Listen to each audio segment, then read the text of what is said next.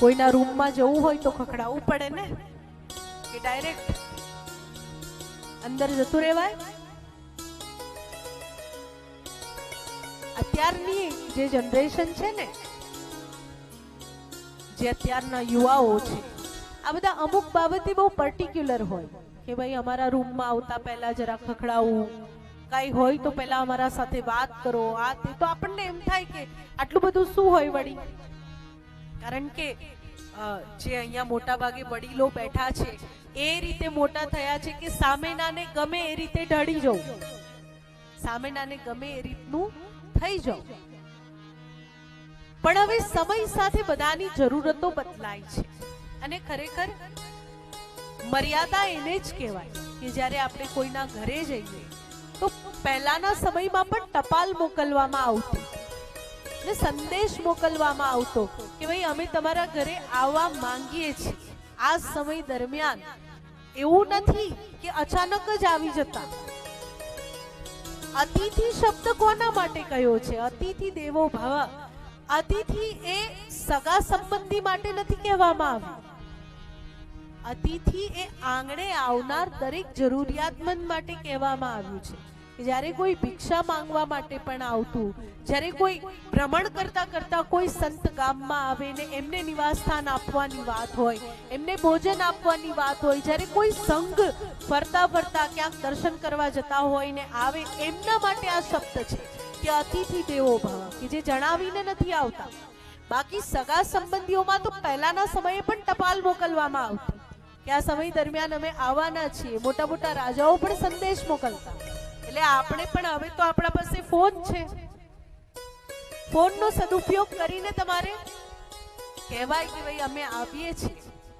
અને જો કોઈ તમને એકવાર એમ કહે ને હા તમે આવો છો પણ અમને અનુકૂળતા નથી, એટલે સમજી જવું કે એમને ગમ્યું નથી. એમાં પછી બહુ ખેંચવાનું ના હોય. ઘણા બધા લોકોને એમ લાગે કે ના સામેનો આમ જરાક ભાવ ખાય છે કે કંઈક એવું હશે. એવું નથી, એમને ખરેખર ઈચ્છા નથી કે તમે આવો. હવેનો સમય બહુ બદલાઈ રહ્યો છે અને એ સમયે જો તમે તમારા બાળકને એ સંસ્કાર નહીં આપો ને, એ સગા સંબંધીઓ કે આ જે કોઈ પણ બધા છે જેમના સાથે આપણે વ્યવહાર રાખીએ છીએ, એ આ સંસારમાં રહેવા માટે જરૂરી છે, જીવન જીવવા માટે જરૂરી છે. તો નજીકમાં જ એવો સમય આવશે જ્યારે કોઈ કોઈને નહીં બોલાવે.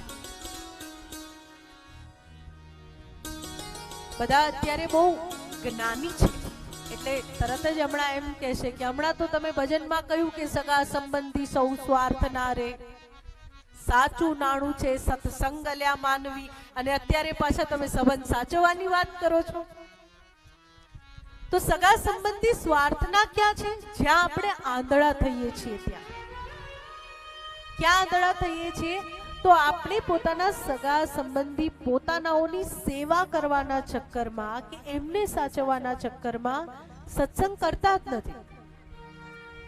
અત્યારે કોઈ પણ જગ્યાએ, આપણા અહીંયાની વાત નથી, દુનિયામાં કોઈ પણ જગ્યાએ કથા હશે અને તમે પૂછશો કે તમે કેમ ના ગયા, તો એમના પાસે આ જ એક્સક્યુઝ હશે.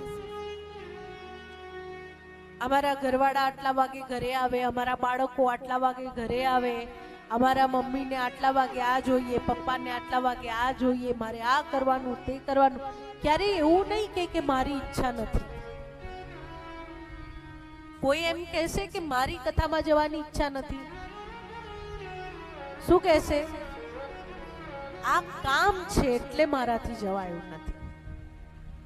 એટલે એ જે વાત કરવામાં આવી છે શાના માટે છે કે તમે જો આ સાચવવામાં સત્સંગને ચૂકી ગયા તો ઉદ્ધાર નહીં થાય. અને આ જે આપણે વાત કરીએ છીએ સગા સંબંધીની, એ શાના માટે છે? વ્યવહાર માટે. આપણે આ સંસારમાં આવ્યા છીએ, કોઈકના ને કોઈકના સાથે જોડાયેલા છીએ. જો ભગવાન તમને જન્મથી બધાથી દૂર કરી દે તો ઉત્તમ. તમારો જન્મ થયો ને તરત જો તમે સગાવાલા બધાથી દૂર થઈ ગયા તો અતિ ઉત્તમ. પણ જો તમે એ બધાના વચ્ચે છો તો સંબંધ તો નિભાવવો પડશે, વ્યવહાર તો સાચવવા પડશે. એ આપણી સંસ્કૃતિ છે, આપણી પરંપરા છે. એનાથી જ તો આપણે એકબીજા સાથે જોડાયેલા છે. માણસ કેટલો પણ પ્રયત્ન કરે એ કોઈ માણસ સાથે જોડાયા વગર નથી જીવી શકતો.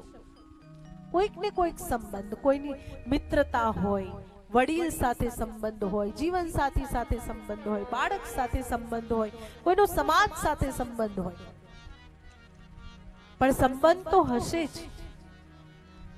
અને હવે જ્યારે આપણી એ સંસ્કૃતિ હતી કે જ્યાં એમ કહેવાતું કે હેજી તારા આંગણિયા પૂછીને જે કોઈ આવે રે, આવકારો મીઠો આપજે, ને ત્યાં એમ કહી દેવામાં આવે કે કૂતરાથી સાવધાન. તો આપણું કલ્ચર ક્યાંક ખોવાઈ રહ્યું છે ને કોઈ બીજું કલ્ચર અહીંયા આવી રહ્યું છે જે આપણું નથી. તમે બીજાને અમુક બાબતે અપનાવો, બરાબર છે, પણ પોતાને છોડવું, પોતાની સંસ્કૃતિને છોડી દેવી જાણ્યા વગર, સમજ્યા વગર, તો એ ખોટું છે.